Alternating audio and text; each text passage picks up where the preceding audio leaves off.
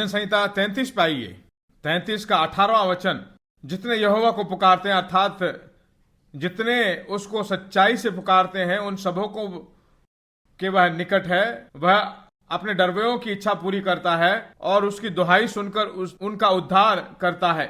यहोवा अपने सब प्रेमियों की तो रक्षा करता है, परंतु सब दुष्टों को सत्यानाश करता है।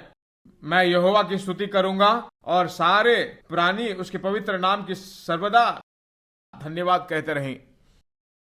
एक मनुष्य परमेश्वर पे भरोसा करता है, सचमुच परमेश्वर पे ही भरोसा करता है, तो उसको मुंह में धन्यवाद और स्तुतियां होती रहेगी। अगर वो परमेश्वर पे भरोसा है तो उसको किसी व्यक्ति को गवाने की जरूरत नहीं है। हाथ उठाइए, होठों से उसकी स्तुति कीजिए, जोर से ड्रम बजाइए। कुछ लोग बहुत तेजी से ड्रम बजाते हैं ना, उनको देखिए कोई भी बीट ना हो तो वह अपने आप स्तुति करेगा। उसको मालूम है, उसको सम्मुख मालूम है आज मसीह आराधना दूसरी तरफ जा चुका है, तो दूसरी तरफ खींच जा चुका है, क्योंकि वह बहुत तेजी से ड्रम बजाकर तभी जो है उनका आराधना आता है। परमेश्वर पे भरोसा करूं तो अपने आप गीत आएगा। भजन संहिता का लेखक यहां बताता है ना, उसके पवित्र नाम पर भरोसा करने के कारण मेरा हृदय, देखिए उस पर भरोसा करें तो अपने आप गीत आएगा। कोई न बोले कि तुम गाओ, गीत जो है तुम्हारे जिंदगी में अपने आप एक प्रकटन के रूप में आने लगेगा। जब दबाव आएगा, परेशानियां आएगी, न बोलने लायक परिस्थितियां बदलेगी, क्या करें कुछ नहीं पता चलेगा। अगर परमेश्वर को जानते हो, भरोसा करते हो, तो अपने आप गीत आएगा। कैसे होगा? भला होगा। जब कोई भी मुमकिन सी बातें नहीं होती हैं, तब भी जो है वो गाता रहेगा। भजन संहिता 146 पे चलिए, पहले 2 वचन।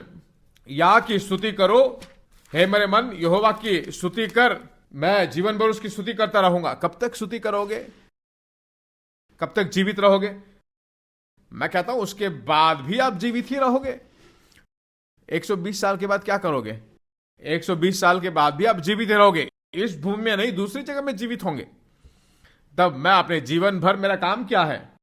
परमेश्वर की स्तुति करना ही मेरा काम है, क्योंकि मैं उस पर भरोसा करता हूं, वही मेरे जीवन का स्रोत है। ऐसा सोचने वाला मनुष्य जरूर स्तुति करेगा। जो परमेश्वर पर भरोसा नहीं करता, मनुष्य के द्वारा ही होगा ऐसा करने वाला, कुड़कुड़ाने वाला व्यक्ति कभी स्तुति नहीं करेगा। देखिए गीत अपने आप आएगा, हाथ उठाकर वो आराधना करेगा। क्यों हाथ उठाता है? वही उसका स्रोत। मेरे सभी चीजों का स्रोत वही है, सफलता का आधार वही है।